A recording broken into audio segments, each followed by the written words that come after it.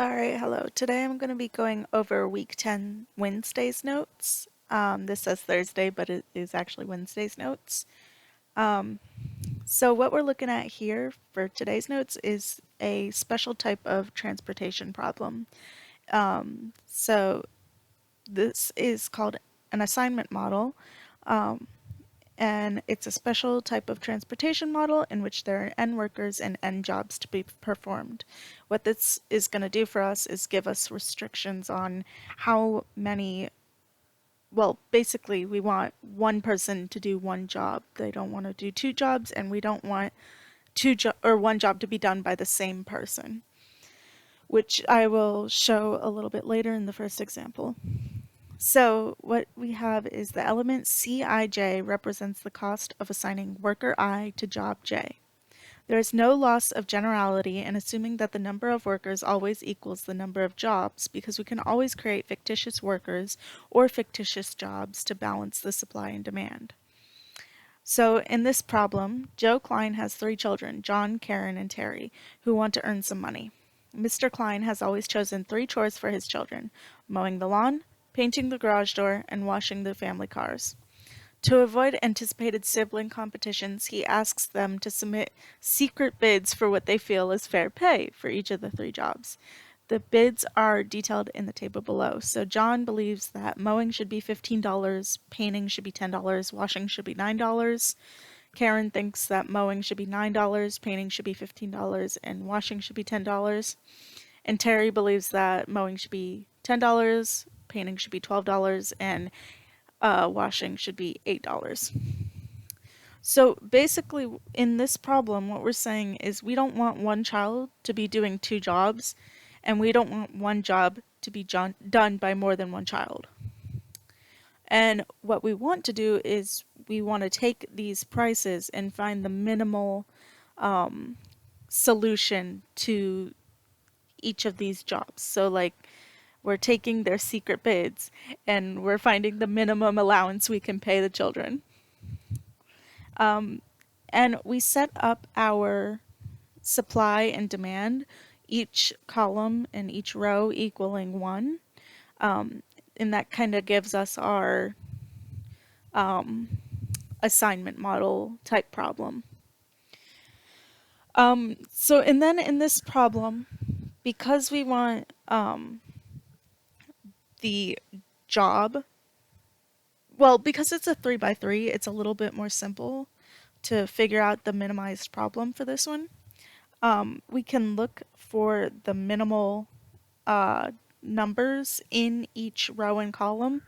So starting with 8, we see that this is the lowest number in the entire model. So we can block out this row and this column.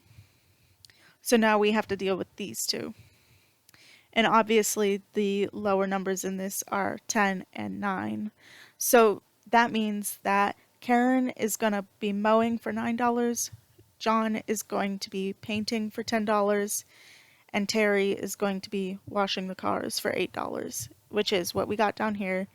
And the minimal allowance that Joe Klein is going to be paying his children is $27 for each of them to do one job. So the next problem is a little bit more it's a little bit more difficult because it's a 4 by 4 matrix instead of a 3 by 3. So it says that a business executive must make 4 round trips between the head office in Dallas and a branch office in Atlanta. The price of a round trip ticket from Dallas is $400.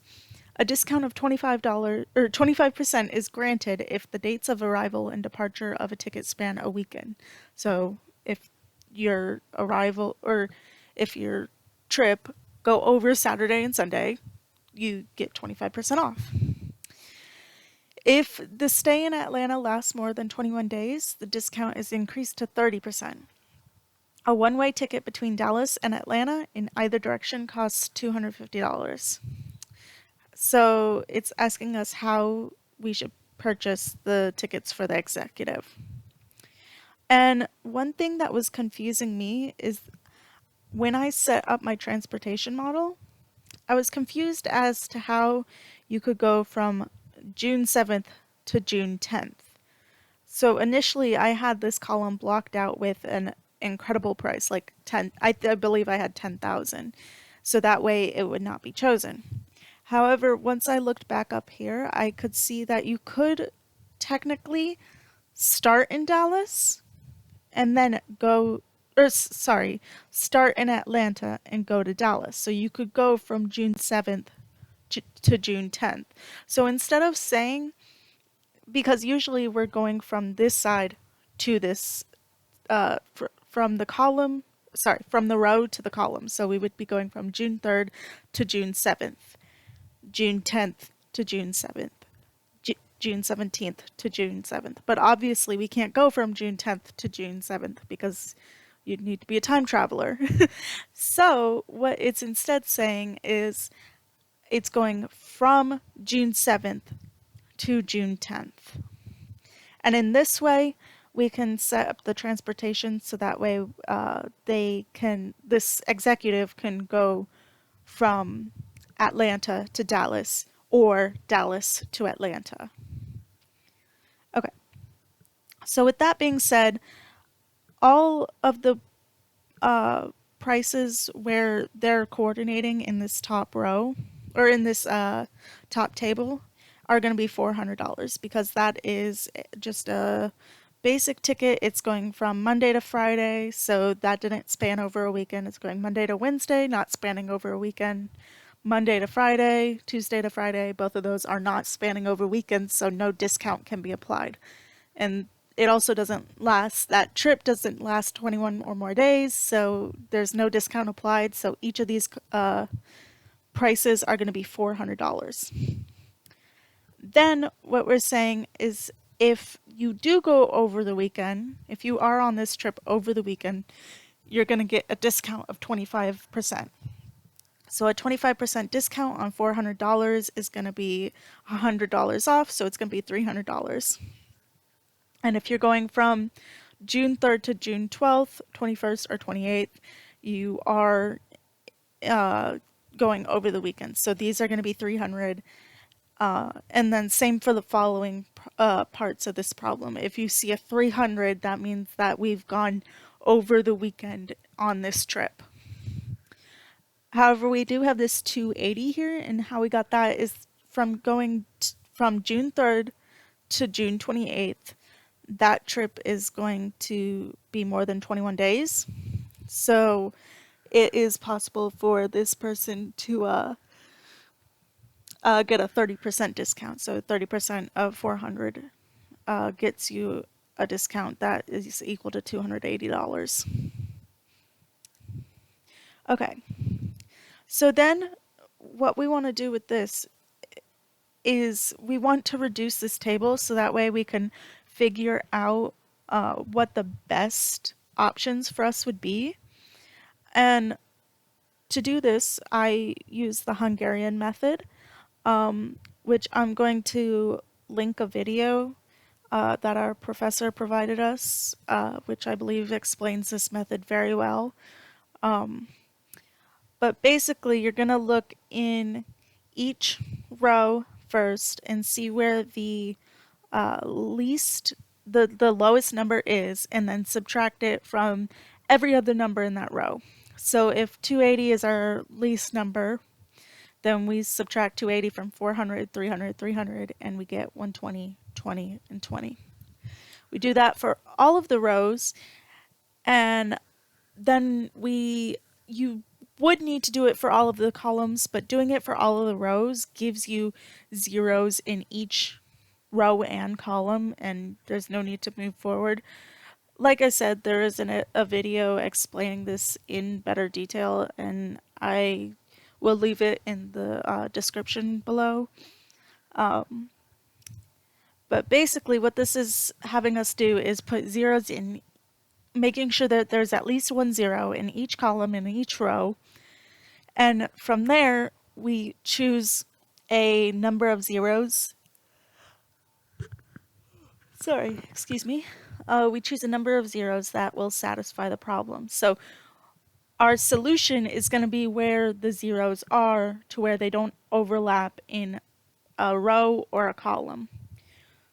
So considering we have zeros all here and all right here, that's where our solution is going to be. And we can only choose one in each, so I decided to choose June 10th or June 7th to June 10th, the trip from Atlanta to what was it? Detroit? Dallas, sorry. From Atlanta to Dallas, June 12th to June 17th, Atlanta to Dallas, June 21st to June 25th, Atlanta to Dallas, and then to get in that 30% discount, because that's going to be our highest discounted price, I did the June 3rd to June 28th trip, which was $280. So then once you have your zeros picked out and you made sure that none of them are overlapping, so there's only one in this row and this column, only one in this row and this column, only one in this row and this column, same with this one. Once you have those chosen, you go back into your transportation problem and get the prices that you initially had. So I had 300 here, 300 here, 300 here, and 280 here. And as you can see, I've added that on the bottom, and that gives us our minimized cost of $1,180.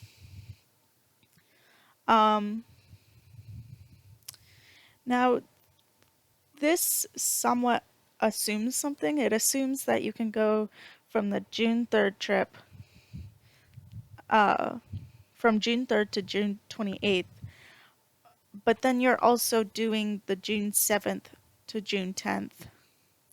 So these are in the middle of the June 3rd to June 28th trip. And I think how that is possible is that considering you take the June 3rd trip, with the airline, you can plan for the round trip to bring you back June 28th. But really, you're getting a flight from Atlanta back to Dallas on June 7th. So you're going to Atlanta June 3rd, but you're leaving June 7th, or the executive, sorry. The executive is leaving June 7th to go back to Dallas. June 10th. Oh, so they're leaving June 7th and staying until June 10th. So these are happening in between, but you bought this ticket from June 3rd to June 28th.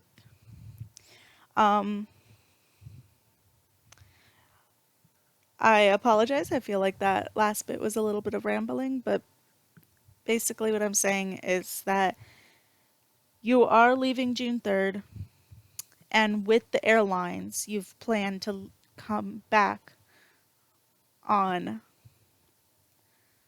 June 28th. However, you're really coming back when you decide to do one of these trips. I hope that helps with your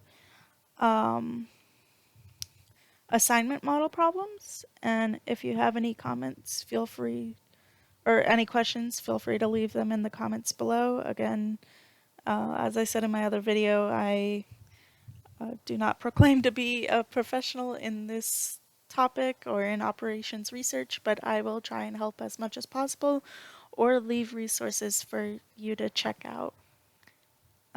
Thanks for watching.